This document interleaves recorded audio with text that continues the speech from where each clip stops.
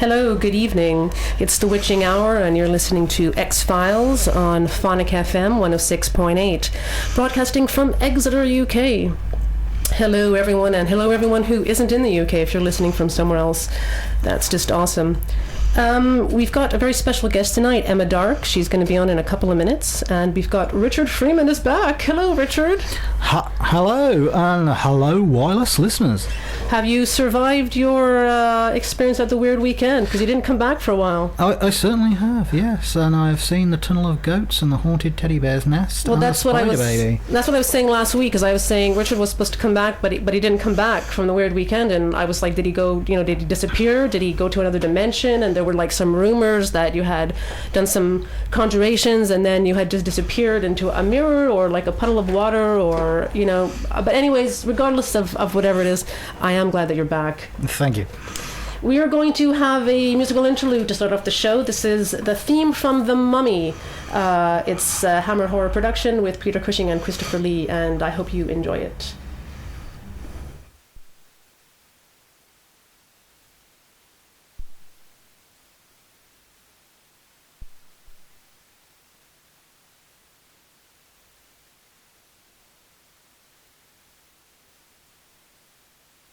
Figured out. Richard, can you give us some of the weird news while we're waiting for that? I certainly can. Nazi gold train. Fortune hunters have flocked to a Polish town after the alleged finding of a Nazi train full of gold.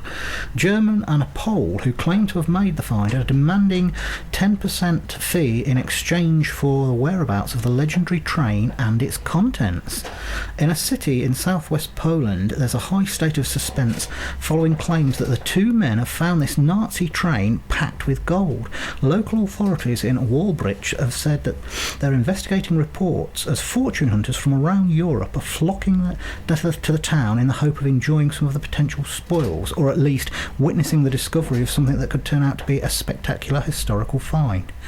The men have appointed a lawyer to negotiate with the authorities for a 10% finder's fee for the train and its contents. The local news site Włodarski Wałbrzych, I've probably pronounced that completely wrong, said that the train contained up to 300 tons of gold as well as a batch of diamonds and other gems and industrial equipment. The men said that only once they have secured their fee will they be willing to reveal the whereabouts of the train. It is a find of world significance on par with the discovery of the Titanic, said Jolosor Chomowitsky, the lawyer who has written to the parish council on the men's behalf. According to the local legend, the train was packed with treasure from the German city of Breslau and was driven into a tunnel in a hillside near a medieval castle as the Red Army approached and the Allies were waiting to carry out airstrikes in the final days of the war.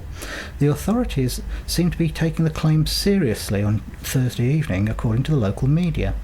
Despite warnings from some historians that they may be dealing with a hoax, many in the city believed there may well be truth in the claims, not least because they would confirm the rumours that have circulated for the past 70 years about the existence of gold and treasures in the tunnel and shafts of the mining region. There are widespread reports that the Nazis hid the spoils, many of which were stolen from Jewish families, in the final days of the war when there was no chance of transporting them to the West. The council could confirm the receipt of the letter, a copy of which has been published in the local news portal. Local media reported meetings have taken place between representatives of the police, fire brigade and the military. Experts have warned that the train might be full of explosives and may also be mined. We are on alert should we need to take any special security measures, says a police spokesman for Polish television. If the train actually exists, there's a significant chance that it's mined, a local chairman, Jarek Charuski, told the Polish daily Gazeta Wałbrzych. It will contain a large amount of methane gas. Very strange story indeed. Almost like a movie plot. Anyway, in other news, great whites in the UK. Adventurer Ben Fogle has embarked on an expedition to hunt for the great white in the UK waters using the carcass of a 30-foot whale as bait. The investigation will reveal hidden creatures lurking beneath British seas for an upcoming ITV documentary fronted by the presenter. It is believed to be the first whale fall experiment to take place in the UK, recreating what happens when a dead whale drops to the bottom of the ocean. The whale carcass, a female humpback whale weighing more than 7 tonnes, will be dragged through the Celtic Deep between Ireland and Wales, with cameras filming for response from marine life, including sharks. The Shark Trust said that its former chairman, Richard Pearce, has investigated more than 100 sightings of great whites in Britain, describing a handful of sightings as credible. The availability of seals as prey and habitat is considered well suited to the species, but there is no evidence that they inhabit UK waters. John Richardson, the charity's conservation officer, said, it's certainly an exciting project, unprecedented in British waters. However, the likelihood of encountering a great white shark is incredibly low. Okay, but they've been able to find other sharks in Cornwall. I've heard numerous stories about shark sightings. Wasn't there someone killed by a shark a couple of years ago? I mean, there's definitely sharks in the UK there waters. are lots and lots of sharks in UK but maybe waters, not the great white. There have been alleged sightings of the great white, one of which from Cornwall. Sounds, from the description of it, very, very lightly. And there's also an interesting piece I was looking at a few days ago about a 19th century book about Ireland and about the coast of Ireland and a little island off the coast of Ireland, and there's a description of a big shark attacking people in a boat there, and the description is of a great white. Interesting. Terrifying. I hope they don't find it.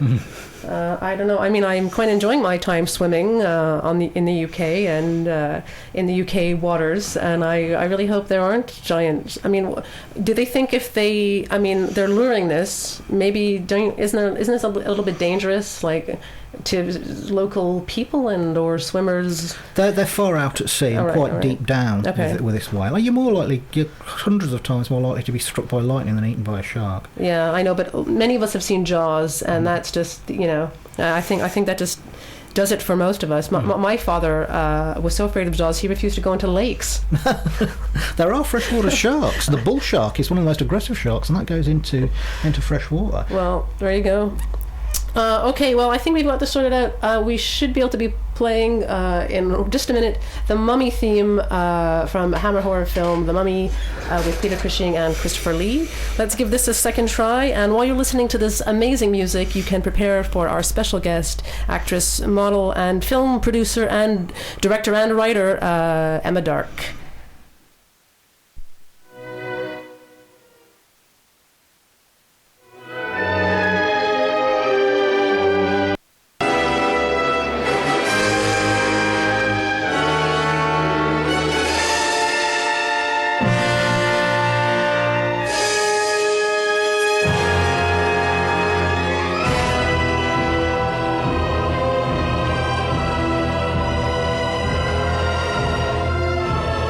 This is Christopher Lee. The Mummy, made by Hammer Films, in my opinion, is one of the best films of its kind that British cinema has made. I think it's the most beautiful looking film that Hammer ever made. More importantly, I think the music of The Mummy is greatly superior to all the other music in any other Hammer film. That's saying a great deal because there was some wonderful music in many of the Hammer films. But I repeat, the best looking picture with the best music and certainly one of the best films.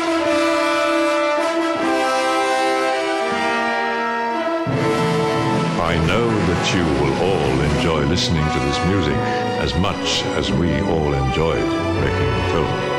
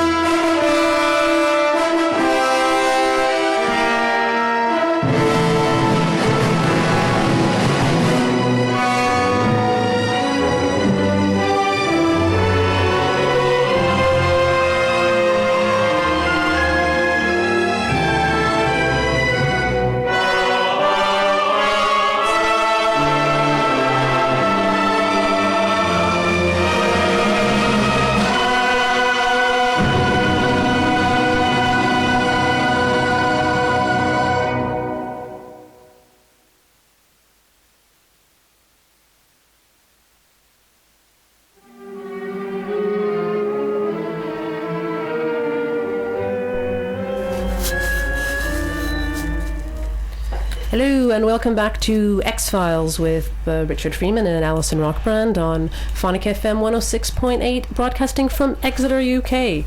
We're just about to welcome our special guest, Emma Dark. So, Richard, you've known Emma for a couple of years, is that right? A couple of years, yes. Yes, I met her when I did some talks down in London for a Fortean group down in London. I've done various talks on cryptozoology, dragons, other strange things, and she was came to these talks, and we've kept in touch over the internet and so forth. And I thought you'd make a very interesting guest. Okay, so welcome, Emma. You should be on the air now. Can you hear us? I am. I can hear you. Hello. Fantastic. You sound amazing. Thank you. Thank you. So the question I have for you, Emma, I'd like to maybe begin by if you tell us a little bit about yourself and how you got interested in horror films. Okay, well, I mean, as far as horror goes and horror films, I've always liked horror, to be honest. You know, as far back as I can remember. You know, as a small child, I had lots of little skeleton toys and spider toys and things like that, and I always wanted the horror films in the video rental shop. I wasn't allowed to rent them, obviously, as a small child, but yeah, I mean, I've always liked horror, really. So I don't think it's something I particularly got into. I think it's just something that's in my nature, really. I think that's true of a lot of us. Yeah. And what did you do before you got onto modelling and acting and all that? What did you do originally? Basically, I'm an IT geek, and I do still do that as well, because you can't really make a living out of doing this kind of stuff unless you're, very lucky, really. So yeah, basically it's kind of IT geek stuff, software development, software app design and things like that. So quite far removed, really, from modelling and acting and filmmaking. So.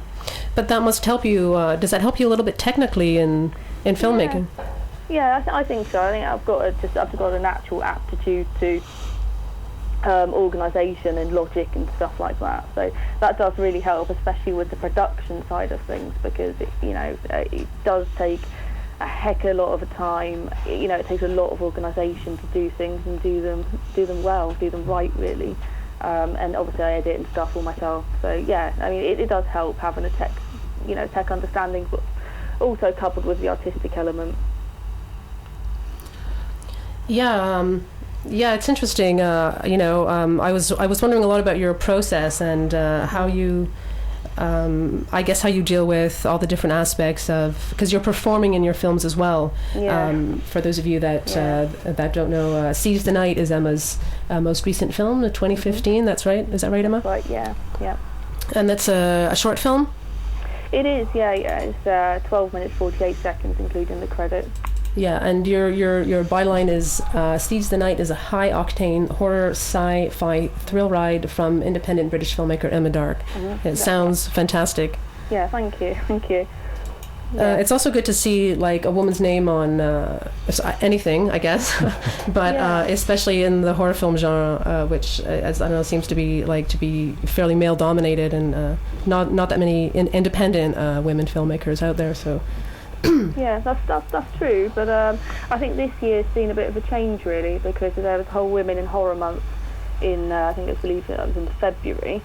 Oh, really? And it was really promoting women basically in front of and behind of the camera in horror films, because a lot of the audience is changing.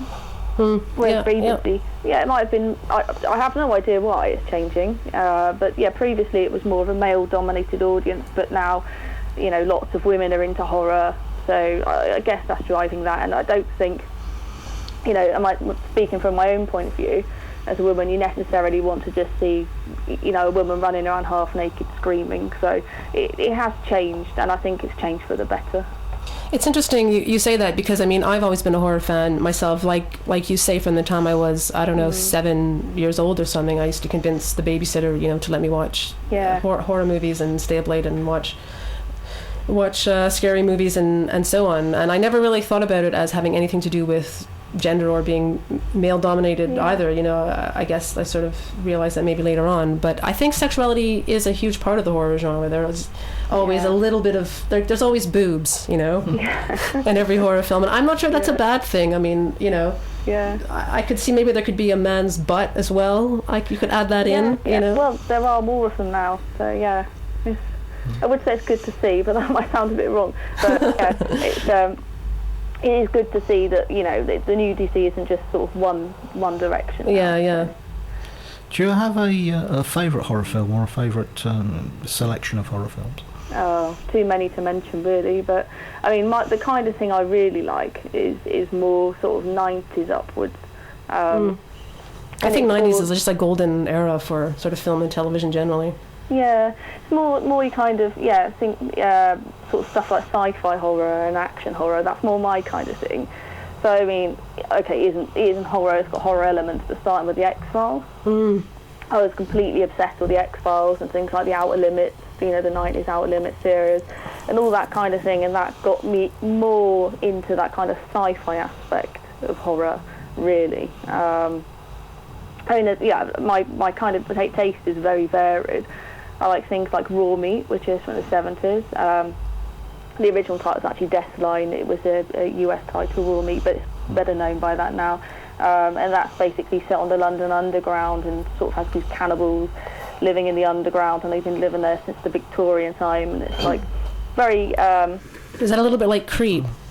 It's much better than Creep. I have to say Creep completely rips it off in not a good way. It is based on actual folklore about the London Underground. There is loads of weird folklore. There's Victorian stories of packs of monstrous flesh-eating pigs that live down under the underground and in the sewers and things as well. Good Lord. Those are just the bankers that have to take the underground. Like, that's just the Waterloo and City line, you know, the Waterloo and City line. Have you seen the original Outer Limits? I've seen a couple of them, but I prefer the 90s ones really. The one to watch is one called the Zante Misfits. Okay. If you want to get creeped out, that is brilliant. I've watched a couple of them recently. I think they're a little bit better than the Twilight Zone, which can be extremely... I prefer them to the Twilight Zone. Yeah, it can be really... I've seen some ones that are just so silly, and you're just going, how are they getting away with this, you know? Yeah. But your film looks... like the production value looks really excellent, you know? Thank you. So I was really impressed watching your trailer, and your other little trailer, Island of the Blind Dead. Yeah. Yeah. Do you want to tell us a little bit about that? Yeah, that was just purely for fun, to be honest. That was it was kind of unintentional. It was on a visit to Corfu, a small sort of tourist resort town called St George South, and basically I went there with fellow filmmaker Merlin Roberts, and we were going to just shoot one scene for it, and the rest was going to be shot in the UK, and it was actually going to be a little bit more... I mean, obviously there's no dialogue or anything in this, it was just done as a sort of fake trailer, basically. But it was going to be a full short film. But basically, when we got out there, it just rained non-stop for about 3 days with these massive thunderstorms with the most fantastic lighting I've ever seen. And we just came up with a completely different story. Went and got the local amateur dramatic society involved. And oh, really? Yeah. Because I was wondering, I thought, like, the acting looks really good. I'm like, who are these actors she found? Like, these people seem like they're good, you know? Yeah. Well, I think you can tell there's a little bit of a comedy flavour in there, though. What I didn't realise until sort of as we started filming is it was a comedy. Oh, okay. Is that why there's a bow tie? I was like, the bow tie, like, how did that get in? But yeah, I can see that. Yeah. Bow ties are cool. Definitely. Maybe not scary, but cool. Yeah, it wasn't really intended to be scary. I mean, the films it was based on, the Tombs of the Blind Dead, they, I think, were intended to be serious films and scary, but obviously, you know, on a low budget, and sometimes things, they don't come out how they're intended. So yeah, but no, I thought it was atmospheric. I mean, it's only a 3-minute trailer, but I thought this is really good. It's edited well, and I think you did the editing as well, right? Yeah, I did. Yeah. I think the editing is like one of the best features of it, and it just you've got great locations, and it is creepy. It is creepy. Yeah. It's like a little bit unearthly or surreal or what's exactly going on here. So Yeah, I think it really comes across. Thank you. Well, I've got lots more footage as well from that, so at some point I'll have to do some outtakes and stuff and just put them on a reel and put them online, and maybe at some point do a part 2. So. Yeah. Would be good to have a little short film, something more a bit longer maybe. Yeah, it would be. I think it would take a little bit more planning though, really. But yeah. I mean, that was, considering that was purely kind of spur of the moment, off the cuff. It was literally going to be a test shoot along the beach, and it was actually going to be photography. It wasn't even going to be filming. It was just some photos to do some sort of promo shots, if you like.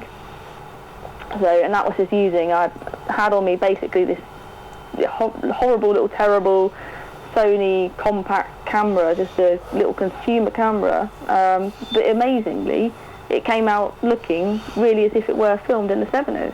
Yeah, so it is, yeah. Actually having pretty low grade equipment really worked. Yeah.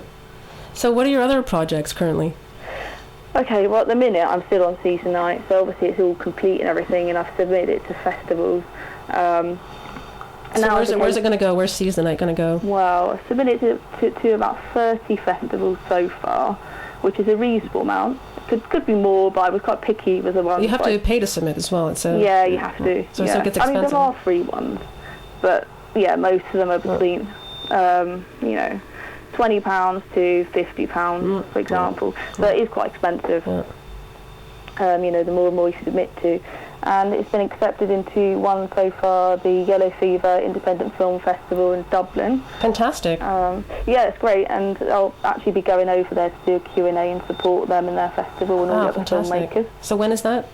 I think it's the 22nd to the 25th of October. So I know they added an extra day on because I had quite a lot of interest. So that sounds amazing. So for anyone who's interested, you should definitely check that out. Yeah, definitely. And it was like a great festival too, and basically for most of the rest of them I should hear back over the next couple of weeks, so fingers crossed. But yeah, I'm doing lots of promotion, and I kind of imagine if I do get into more festivals I'll be trying to attend as many as possible, so that's going to take up quite a bit of time. Yeah, I can see that. Yeah, so from a filmmaking point of view, that's pretty much all I'm doing at the minute. I do have another little piece, just a 60-second anthology piece to do for an anthology fellow filmmaker Dan Brown is putting together. Oh, wow. So it's part of something called 60 Seconds to Die. So I need to fit that in at some point, but luckily it's only 60 seconds, so I can fit that in quite nicely. And then everything else I'm doing is sort of acting and stuff on other people's projects. So... Yeah, well, cool. You'll have to tell us a little bit more about that in a couple of minutes. We're going to play some of your music now. Okay. So we're going to start with The Wake by Nazarene, or is that the other way around? No, that's right. Yeah. And then you've got one more, Visage. Fade to Grey. Yeah, Fade to Grey. So here we go. Some musical choices from Emma Dark.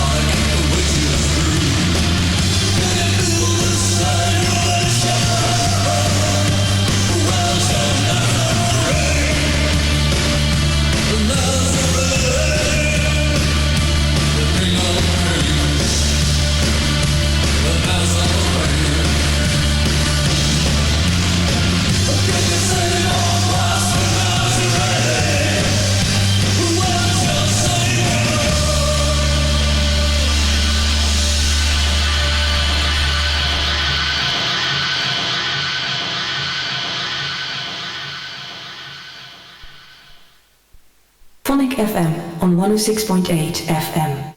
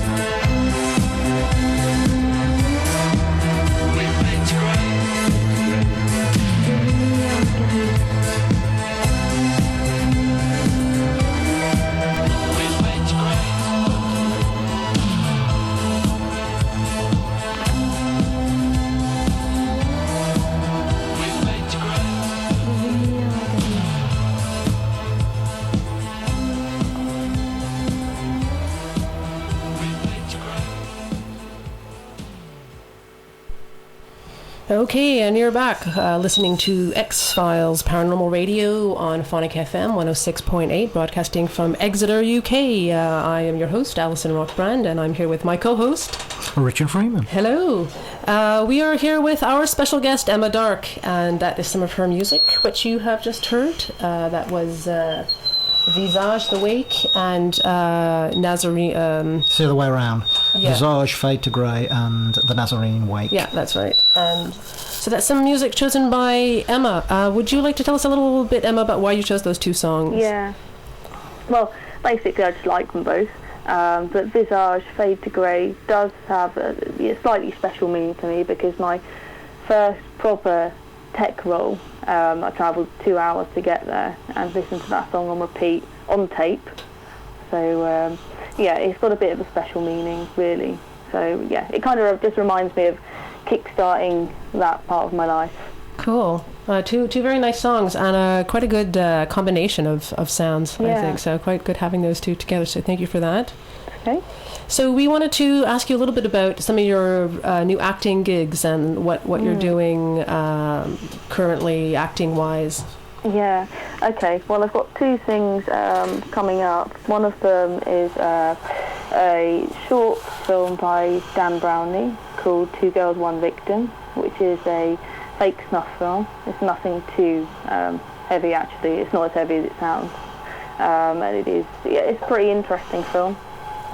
And I'll be spending the best part of a day in a hot loft, basically filming that. So I'm looking forward to that. And the other thing is a sort of creative, I'm not quite sure how to describe it, sort of creative film sharing project where people can kind of chop bits of film up and slice it up and sort of make new versions of it. And that's called Fragments of Fear by a chap called Richard Gladman. Cool. And he runs Space Monsters magazine, so I think some of your listeners will probably have heard of that. Space Monsters magazine. Yeah, and so he's got quite a few people involved. One of them, Caroline Monroe and Françoise Pascal, some of the sort of leading ladies of classic horror, if you like. So it's quite an honour to be involved with that. So that'll be me reading out horror story, and then it'll be down to other people to kind of chop that up into something. That sounds cool. So that's it really for the minute. I've got a couple of other things, but I'm sort of bound to secrecy on those ones. Well, sounds very interesting. How did you get into acting? I mean, do you have like a background in acting, or? No, I don't actually. Basically, I got asked in 2013 by a friend to appear in a video he was doing, which happened to be a Kim Wilde video. It was a Kim Wilde horror video. It's called Every Time I See You, I Go Wild, and that's out on the web. You can Google that. Yeah, I had a look at it. It's cool. It's really cool.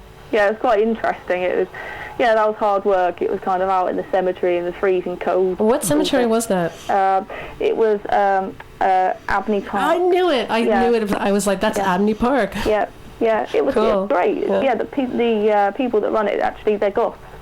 So they were really amenable, and we kind of used a sort of, I guess it's like a classroom for school students that are coming around to, learn about the history of the cemetery and stuff like that. So we had basically use of that. There was no heating, it was quite cold. But it was great fun. I thought you were going to say Highgate for a minute. No, I don't think we'd have been allowed there. No, Highgate's very strict about what goes on in there. But a lot of these, like Friends of Abney Park type of little societies, and the cemeteries themselves, I've heard this before, that they allow people to perform in there. There's a theatre company that performs sort of horror stories. I think it's called in the Cellar Theatre Company. I'll have to inform you better next week. But they've performed in cemeteries in London and in a couple of other places. And some friends of mine went down to one of their performances. I think it was in the south of London. I can't remember which cemetery now, and they said it was fantastic. And they were basically allowed to like rent out the cemetery for the day and have a performance and have people, an audience and everything. So I mean, I think it's quite cool that people are allowed to do that. Especially Abney Park is a great cemetery as well. It's like one of my favorites for sure. Yeah, it's really pretty. Well, I mean, it's interesting. Like you say, you have no acting background, but I think you're quite good. I think you're natural for sure. Yeah, well, maybe at vampire roles and things like that and horror stuff. I'm not sure how well I do with that acting experience at some different kind of roles, but certainly for those kind of things, I think because I like that kind of stuff, it's a bit more natural really for me. But do you like the performing itself? Yeah, I do. It's quite intense, I think. The first time with the Kim Wilde video, considering the sort of role I had was almost a bit like a Bride of Dracula. And it was basically, sort of hugging a lovely chap, Dean Piddu, who was the original Lynx model. Oh, yeah. Yeah. And he was actually, I think, in the first Spice Girls video as well, with a bit of trivia. So, I mean, that might seem kind of natural in the video, but it really didn't feel very natural. So, it was kind of difficult to be thrown into something like that as the first one. But yeah, I think doing something that fits my kind of natural character. I mean, how did you find acting in Siege the Night then? Because, I mean, that's your production as well, so... Yeah, that's right. Well, I mean, luckily with that, I mean, the kind of character, I wouldn't exactly say she's based on me, because she's almost sort of going off the rails a little bit, you know. She's kind of almost going over the edge, so that's not me. But the way she carries herself, the kind of delivery of the lines was something I could basically get into quite easily, really. And obviously I had lots of time to practice on that as well, and I co-wrote it, so it was basically having lines that I knew I could deliver, really.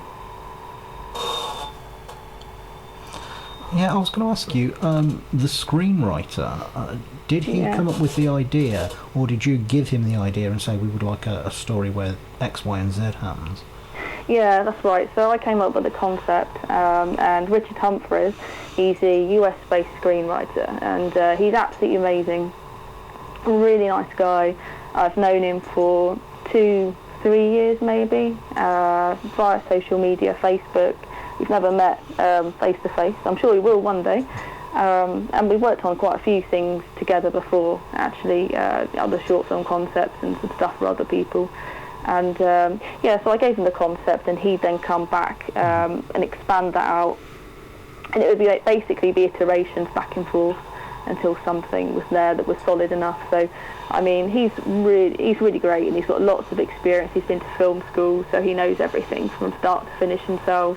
Although basically he kind of wants to do more of the screenwriting and writing than anything else. So he's got a natural aptitude for that, and a natural aptitude for basically taking a story and interpreting it into something that will actually work on screen. What was your budget for the film? There wasn't really a budget. So what happened is I did a Indiegogo campaign, and that raised 1,400 and something. By the time you take all the fees off and stuff, you can knock another couple of hundred off that. And then the rest I funded myself. So it's been about $5,000 so far. Might be a bit more by the time I finish, but the budget, in general, is about $5,000. Mm-hmm. So it's not a huge budget, but it's certainly not something I could just, go and sort of make films continually all year kind of thing. Yeah. How long did it take to film in its entirety? It was about 7 days of shooting, but it was about 2 months of pre-production, and then post-production. That took a long time. So basically, with all of the editing and the sound editing and engineering, which I didn't do the sound engineering, that was a chap called Max Phillips, who's basically Bristol-based, and he's really good. And then basically I had a chap called Davey Simmons, who did all the VFX. And it is there's quite a lot of VFX in it. Most you actually won't notice, which is good, because if somebody's good at what they do, you shouldn't be able to notice them. But there is one huge effect towards the end, which is a real showpiece for Davey. And then obviously it had all the score and stuff to go over the top. So there's a chap called Eric Ellick, who's also US-based, LA-based composer, and he did a fantastic score for that. There are lots of different elements that went in kind of in post-production as well. Was there, I take it was mostly computer effects, but were there any physical Yes. Yeah, there were some, but it was more on the prosthetic side. Yeah. So I had 2 prosthetic makeup artists. One, Luke Smith, who basically did all the kind of facial prosthetics. You can see in the trailer there's a burn, there's a vampire with a burn. That's the lovely Sharon O'Brien Lumley, who plays Rana.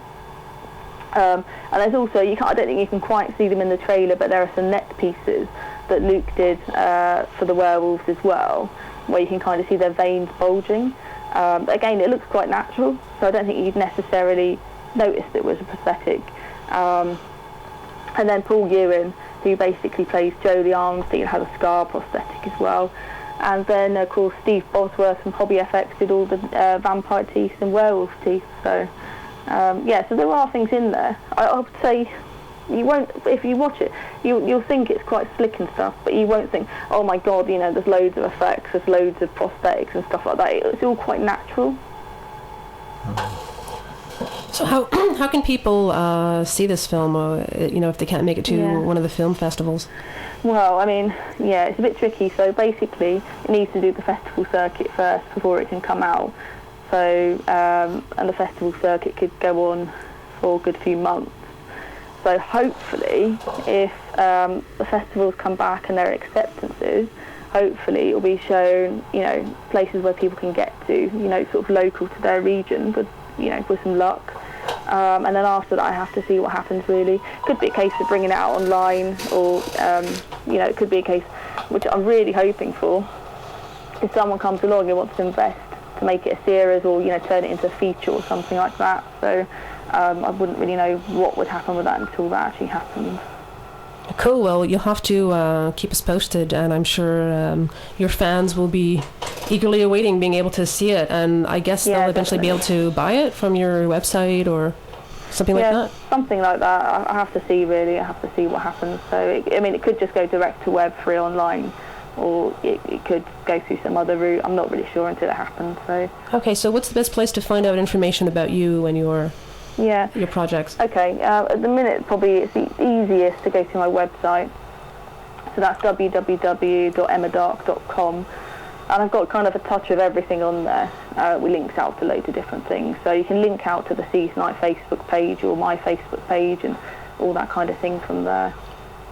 Cool. And what are your plans for the future? What are you going to do after Season Night? Well, yeah, I've been so wrapped up in Season Night since literally last November. It's really difficult to see past Season Night at the minute. So, like I said, I have got these other little projects, but I do want to do other things, you know, of the same kind of production value. So basically things that look, you know, almost as much as I can get it to looking Hollywood, but on a small budget, because obviously I don't have millions and billions of pounds. Anyway, unless someone wants to invest that. So, yeah, but there definitely, you know, regardless of anything else happening, there will definitely be a follow-up to Season 9. So is that like, you mean like a part 2? Yeah, part 2, a continuation. Cool. Definite, because I've kind of broken the rules a little bit with short films, because you should wrap them up, you should conclude them, but really, I just thought, you know, if I'm spending the money, I want to homage it to the kind of thing that I like, which is basically extremely big budget, and I wanted to put a cliffhanger in there. Yeah, no, I mean, I can see that. You could sort of serialize it a little bit and have a series of short films about the same thing. Yeah, hopefully. I mean, it definitely needs some kind of conclusion, I think. It does stand in its own right, don't get me wrong, but I do want to explore it more. And would you be interested in breaking out into other kinds of horror film? Yeah, I think so. Yeah, I mean, I'm not really one of those people that's sort of totally about gore and stuff like that, because I see it too much, to be honest. Most indie short films or feature films have just got buckets and buckets of blood in. It's not really my thing. So, yeah, I mean, there are different avenues for horror. I'll probably go down more of the thriller angle, to be honest, because you know, I'm not really into just sort of chucking blood over everything. Yeah. No, it's also just that you're clearly good at editing as well, and you're good with like a kind of inexpensive camera. So you know, there's a lot of independent horror films that I've seen, low budget films. Like, I don't know if you've seen Mr. Jones. No, I haven't. It's a recent horror film, sort of independent film, sort of in a way art film, which starts out really well, but it sort of gets completely lost. And I think it's just, you know, it's not edited properly, it's not put together properly. But, you know, I could see with your skills as an editor that you could probably do a lot with, you know, like an inexpensive camera and a good story. Yeah, I think it does. It does help a lot. I don't think you necessarily need the most expensive of equipment.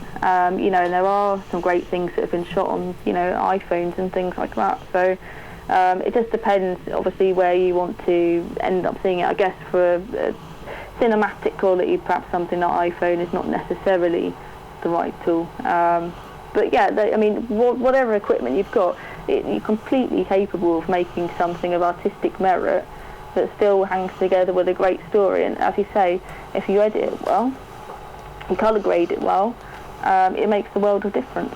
Most of the best horror films I've seen recently have been independent films. The two that jump to mind straight away are the Tunnel, an Australian film, The Tunnel, and Troll Hunter. I think the independents are less tied, or less stymied, if you will, by pressures from studios. They can do more or less what they want. That's right, isn't it? I mean, depends. I mean, if somebody does have somebody investing a lot of money, they might still have to alter their creative direction. But yeah, in general, it means you can tell the story you want to tell, rather than the story, you know, a production house thinks their market wants to hear, you know, or see. So yeah, it does make a big difference. And like I said, I don't think necessarily budget, you know, it can be taken out of the equation almost. Well, I'm going to be watching for your future films, Emma, because I think what you've done already is amazing, and you stand out to me as an actress, definitely, and a filmmaker. So I think I'm probably not the only one that's going to be looking for your future projects. So thank you very much for coming on the show. Yes, thanks a lot, and I'll let you know next time I'm down the old smoke. Yeah. Yeah, it's been amazing having you on. And thanks for your musical choices as well. Those were really excellent. Brilliant. Yeah. So we'll have to catch you again on your next. We'll have to have you on the show again once you're in the film circuit, and you'll have to tell us how it's going. Yeah, definitely. Yeah. Definitely. Hopefully, well, fingers crossed. So. Yeah, no, I think it definitely will. Yeah, you'll have to come back on when you're in the film festival circuit, and we'll have to have an update. Yeah. Okay, brilliant. Okay, thank you very much. Okay, thanks, thank Emma. you. Yeah, thanks. Have a great rest of the night. Bye. Thank you too. Bye. Okay, we're going to wind up the show with a little short story. Richard, do you want to tell us a little bit about this? Yes, this is a story by Saki, otherwise known as H.H. Munro. He's the master of the short story, and this is probably one of his finest. It's a little tale called Seredni Vashtir, and it is about a very ill young boy called Conradin and the god he keeps as a pet in his garden shed. Phonic FM on 106.8 FM, Exeter's sound alternative.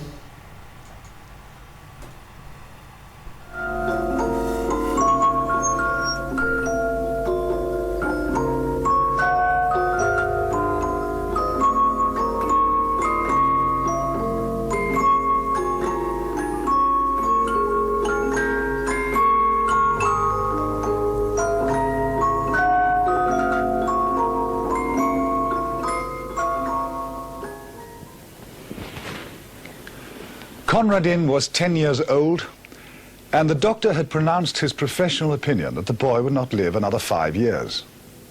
The doctor was silky and effete and counted for little, but his opinion was endorsed by Mrs. de Ropp, who counted for nearly everything. Mrs. de Ropp was Conradin's cousin and guardian, and in his eyes she represented those 3/5 of the world that are necessary and disagreeable and real. The other 2/5 in perpetual antagonism to the foregoing were summed up in himself and in his imagination. One of these days, Conradin supposed he would succumb to the mastering pressure of wearisome necessary things, such as illnesses and coddling restrictions and drawn-out dullness. Without his imagination, which was rampant under the spur of loneliness, he would have succumbed long ago.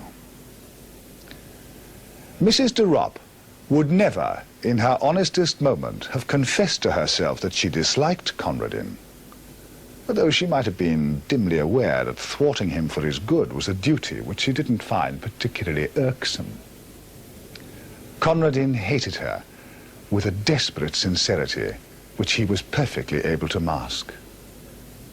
such few pleasures as he could contrive for himself gained an added relish from the likelihood that they would be displeasing to his guardian. And from the realms of his imagination, she was locked out, an unclean thing which should find no entrance. In the dull, cheerless garden, overlooked by so many windows that were ready to open with a message not to do this or that, or a reminder that medicines were due, he found little attraction. The few fruit trees that it contained were set jealously apart from his plucking, as though they were rare specimens of their kind blooming in an arid waste. It would probably have been difficult to find a market gardener who would have offered 10 shillings for their entire yearly produce. In a forgotten corner, however, almost hidden behind a dismal shrubbery, was a disused tool shed of respectable proportions, and within its walls Conradin found a haven, something that took on the varying aspects of a playroom and a cathedral. He had peopled it with a legion of familiar phantoms, evoked partly from fragments of history and partly from his own brain, but it also boasted 2 inmates of flesh and blood.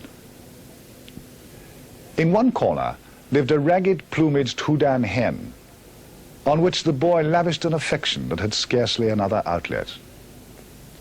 Further back in the gloom stood a large hutch divided into 2 compartments, one of which was fronted with close iron bars. This was the abode of a large polecat ferret, which a friendly butcher boy had once smuggled, cage and all, into its present quarters in exchange for a long-secreted hoard of small silver. Conradin was dreadfully afraid of the lithe, sharp-fanged beast, but it was his most treasured possession. Its very presence in the tool shed was a secret and fearful joy, to be kept scrupulously from the knowledge of the woman, as he privately dubbed his cousin. And one day, out of heaven knows what material, he spun the beast a wonderful name, and from that moment it grew into a god and a religion. The woman indulged in religion once a week at a church nearby, and took Conradin with her.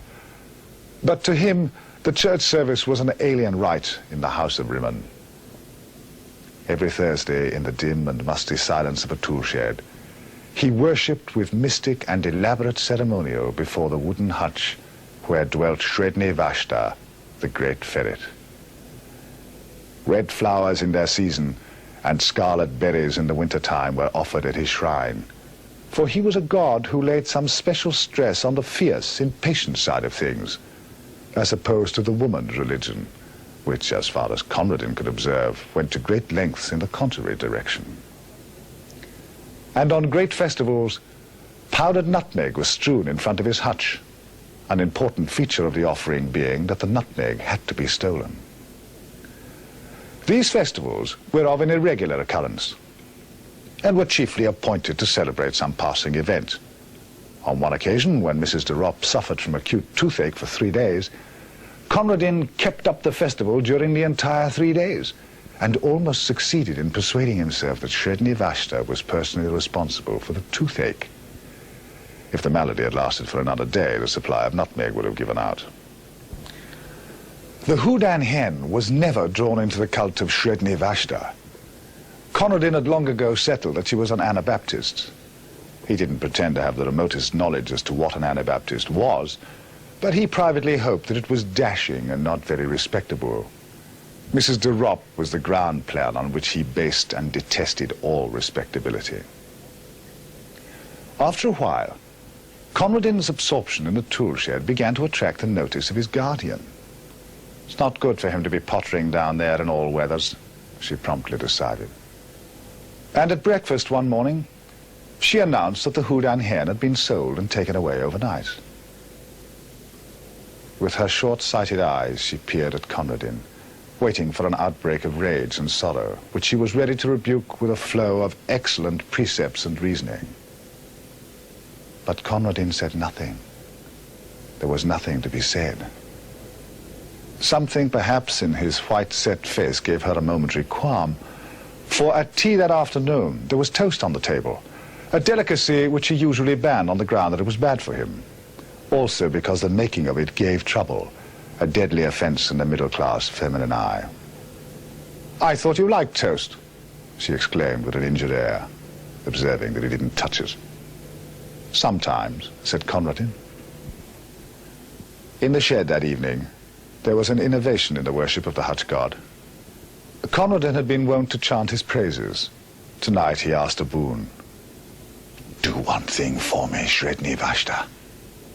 The thing wasn't specified. As Shredni Vashta was a god, he must be supposed to know.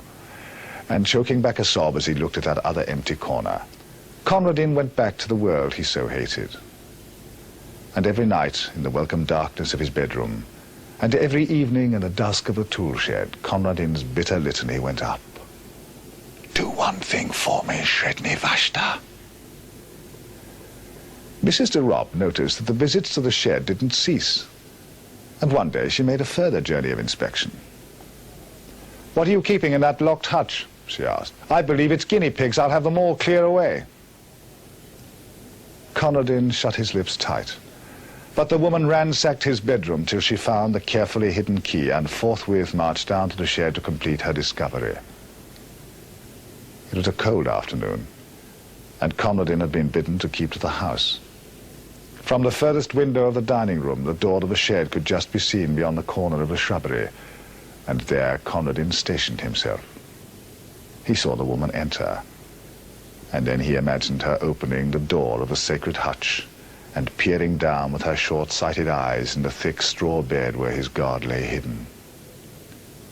Perhaps she would prod at the straw in her clumsy impatience. And Conradin fervently breathed his prayer for the last time. But he knew as he prayed that he didn't believe. He knew that the woman would come out presently with that pursed smile he loathed so well on her face, and that in an hour or two the gardener would carry away his wonderful god, a god no longer but a simple brown ferret in a hutch.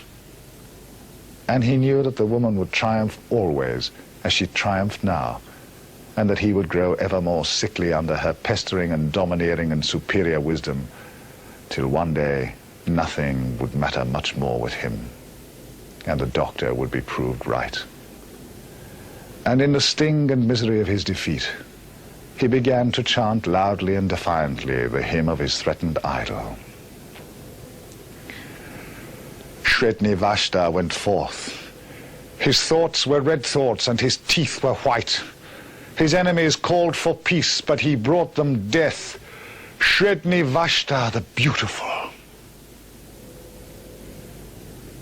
And then of a sudden, he stopped his chanting and drew closer to the window pane.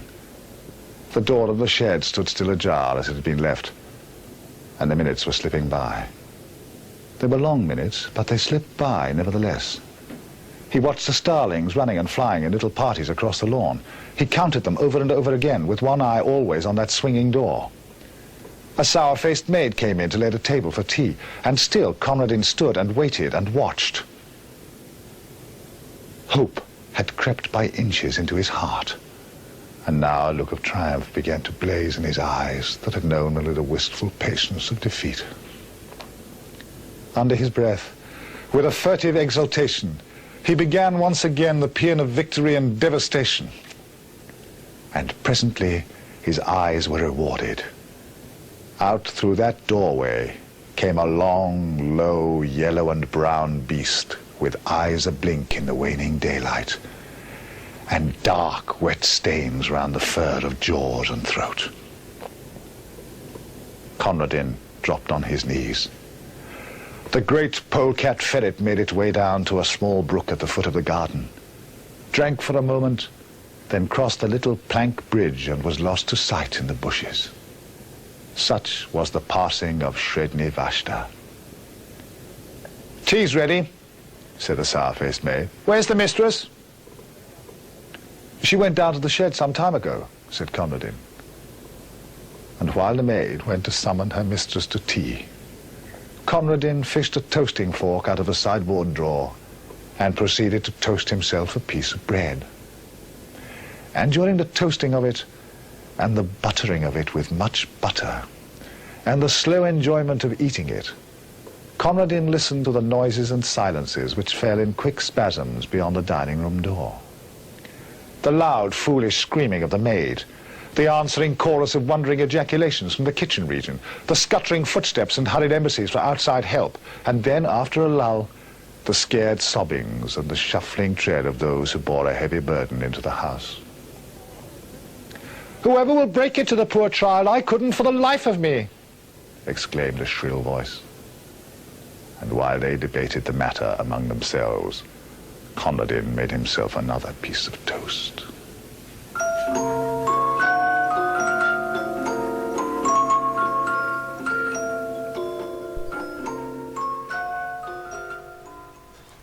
H.H. Munro's wonderful story, Seredni Vashter, of course read by the brilliant Tom Baker, aka Doctor Who himself. You have been listening to Exe Files, Paranormal Radio on Phonic FM 106.8 with your co-hosts Alison, Rockbrand and Richard Freeman. Tune in next week for a special guest, Geraldine Beskin from Atlantis Esoteric Bookshop in London. See you next week. Goodbye. Every Friday at the witching hour.